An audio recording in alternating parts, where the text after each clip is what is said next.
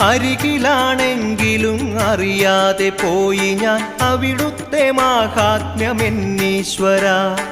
അപരാധമായി ഞാൻ ചെയ്തൊരു കുറ്റവും അവിടുന്നു കൃപയാൽ പൊറുക്കുകില്ലേ?